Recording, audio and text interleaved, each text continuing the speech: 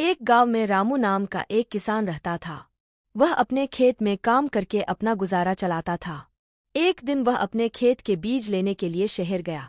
दुकान में जब वह बीज ले रहा था तो उसकी नज़र दो घड़ों पर पड़ी।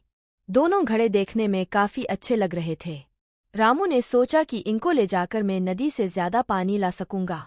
यह सोचकर उसने दोनों घड़े ले लिए। अगले दिन उसने दोनों घड़ों को रस्सी की सहायता से एक डंडे में बांध दिया और नदी की ओर पानी लेने चला गया। नदी में उसने पानी भरा और अपने घर आ गया।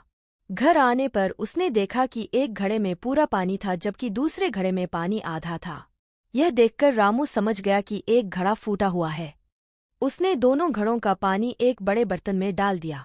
इसके बाद भी वह अगले दिन भी दोनों घड़ों को लेकर नदी पर गया और आकर उनका पानी बड़े बर्तन में डाल दिया।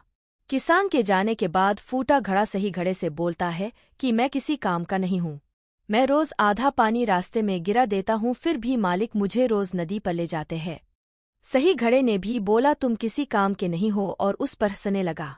अगले दिन जब रामू नदी पर जाने के लिए घड़े लेने लगा तो फूटा घड़ा रामू से बोला मालिक मैं किसी काम का नहीं हूँ, फिर भी आप मुझे लेकर जाते हो। मैं आपकी मेहनत को खराब कर रहा हूँ, इसलिए मुझे यही छोड़ दो। इस पर रामू फूटे घड़े से बोला कि तुम अपने आप को बेकार मत समझो। तुम मेरे साथ चलो और रास्ते में आते समय रास्ते के फूलों को देखो, उससे तुम्हारा मन ठीक हो जाएगा। फूटा घड़ा मान गया और रामू दोनों घड़ों को लेकर नदी से पानी लेने चला गया। आते समय फूटे घड़े ने रास्ते के फूलों को देखा तो उसको बहुत अच्छा लगा, लेकिन जैसे ही घर पहुंचकर उसने अपने अंदर आधा पानी देखा तो वह फिर से दुखी हो गया। रामू ने फूटे घड़े को बताया कि तुम बेकार नहीं हो, तुम भी बड़े काम के हो। जब मुझे पता लगा तुम फूटे हुए हो तो मैंने फूलों के बीज लाकर रास्ते में बो दिए। तुमने जो रास्ते में आते समय फूल देखे वह सब तुम्हारे पानी से उगे हुए फूल है।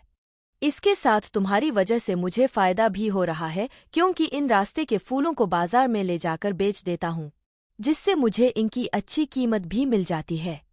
यह बात सुनकर फूटे घड़े को महसूस हुआ कि मैं बेकार नहीं हूँ, मेरा भी कुछ लाभ है।